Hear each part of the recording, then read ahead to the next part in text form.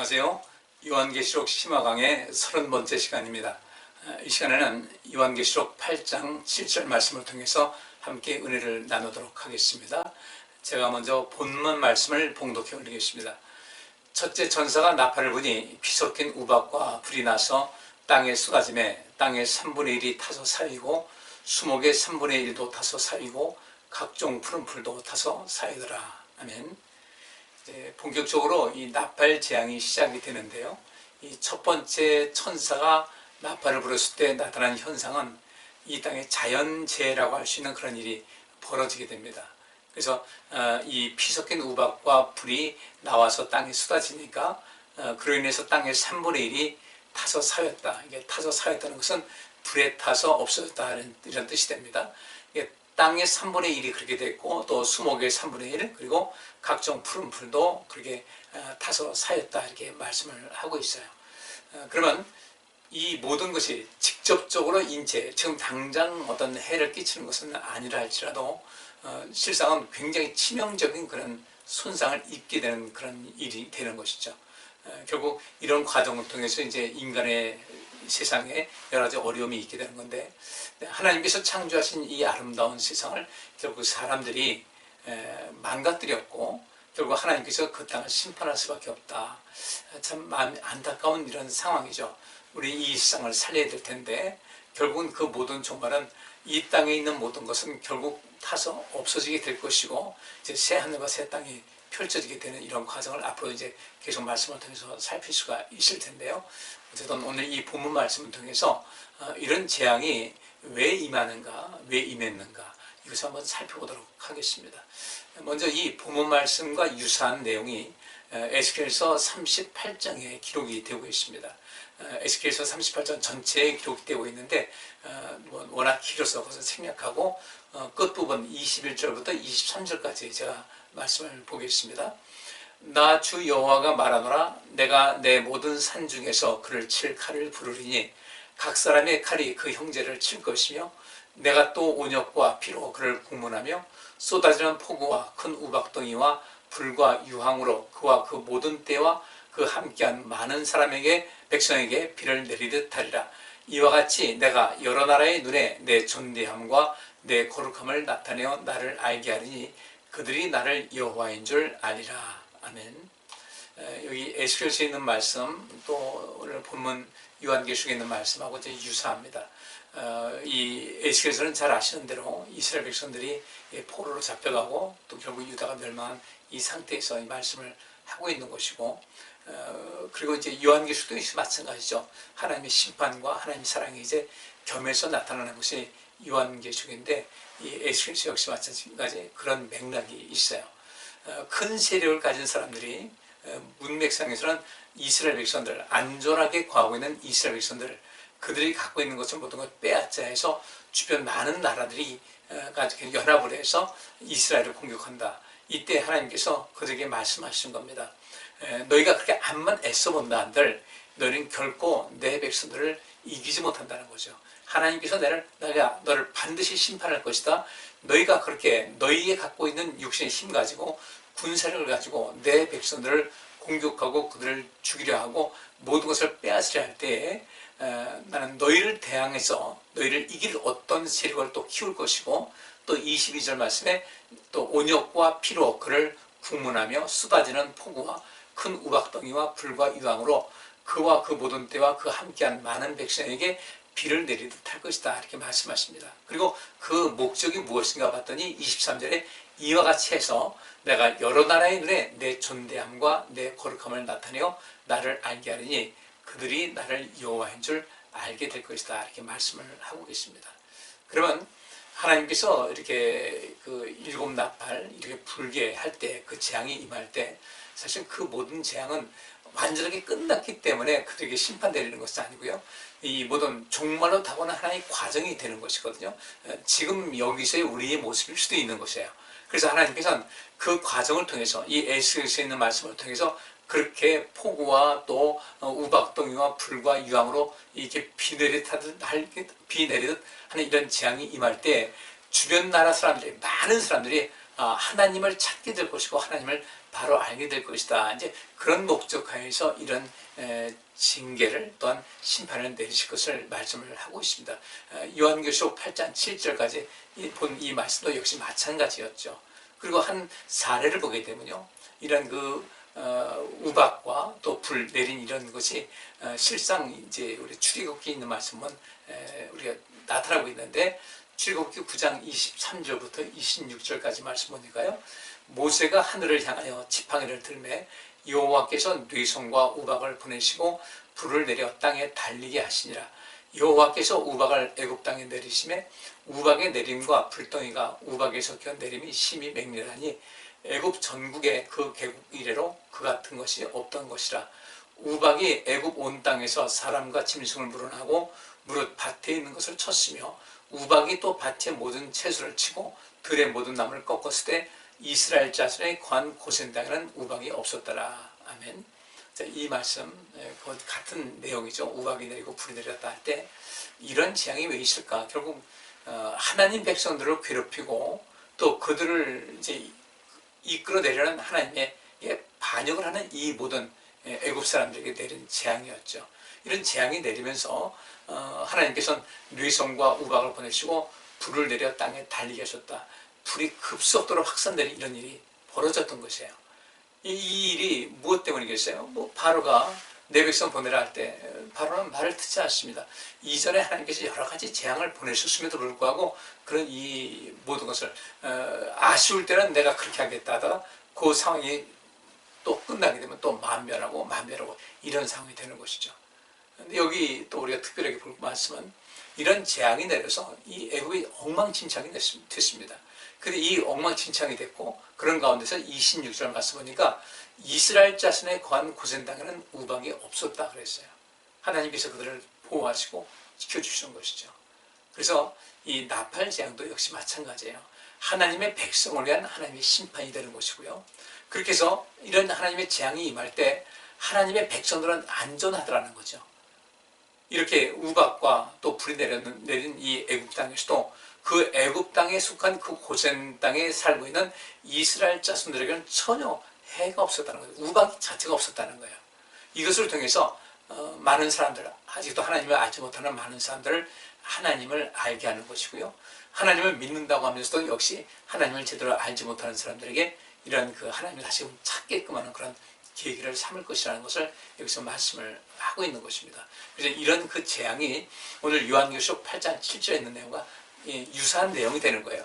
그렇다고 해서 이 우박 재앙이 내렸다고 해서 그저 끝났을까? 사실은 그것이 아니었죠. 그 뒤에 33절부터 35절, 출애굽기 9장 33절부터 35절까지 말씀 보면 모세가 바로를 떠나 성에서 나가서 여호와를 향하여 손을 펴매 뇌성과 우박이 그치고 그 비가 땅에 내리지 아니하니라. 이것은 이 바로 왕이 우리가 잘못했다. 우리가 하나님을 따르겠다. 그 말씀을 따르겠다. 그래서 모세가 이제 바로의 말을 듣고 바로를 떠나서 성에서 나가서 여호와를 향하여 손을 폈어요.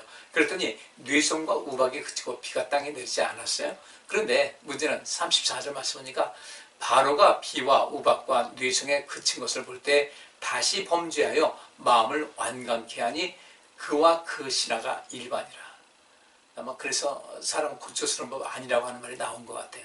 바로뿐 아니라 그 신하들도 그렇게 된 겁니다. 왜? 그 애굽이라는 나라가 굉장히 강했거든요. 그러니까 자기들로서 이 모든 것을 충분히 감당할 수 있다.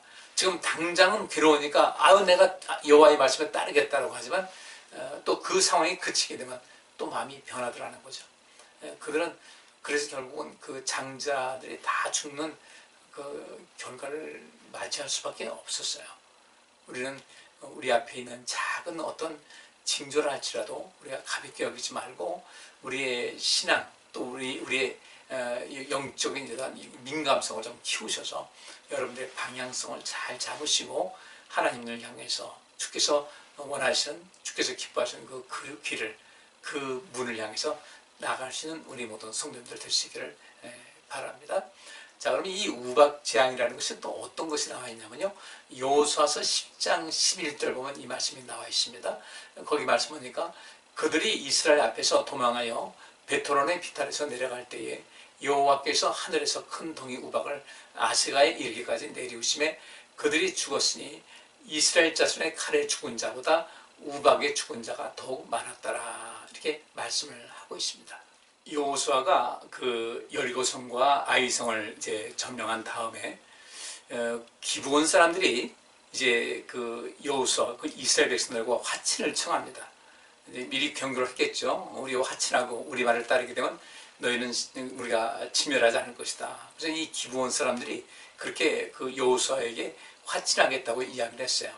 그랬더니 그때 그 예루살렘 왕이 있습니다. 뭐 이스라엘 백성들이 그 지금 나중에 있던 그 예루살렘이 아니고 그 지역에 있던 예루살렘 지역에 그 왕이라는 사람이 있었는데 이 사람이 그것을 보고 이제 기브온을 치자. 저 아주 뭐 손을 봐야 되겠다. 어떻게 저럴 수가 있냐 해서 그를 치려고 할 때 이 기브온 사람들이 여호수아에게 이 상황을 이야기를 하고 우리를 도와줄 것을 부탁을 합니다. 그래서 여기 본문에 있는 말씀대로 여호수아가 이제 그들 향해서 이제 진영을 갖추고 가게 됩니다. 그리고 싸우는데 그들이 이제 막 지기 시작하는 거예요. 그래서 여기 여호수아서 10장 11절 말씀대로 그들이 이스라엘 앞에서 도망하여 베토론의 비탈에서 내려갈 때에 여호와께서 하늘에서 큰 동이 우박을 아세가에 이르기까지 내리우심에 그들이 죽었으니 이스라엘 자손의 칼에 죽은 자보다 우박에 죽은 자가 더욱 많았더라. 이렇게 말씀하고 있습니다. 이 우박이라는 것이 얼마나 큰 힘인지 알게 되는 거죠.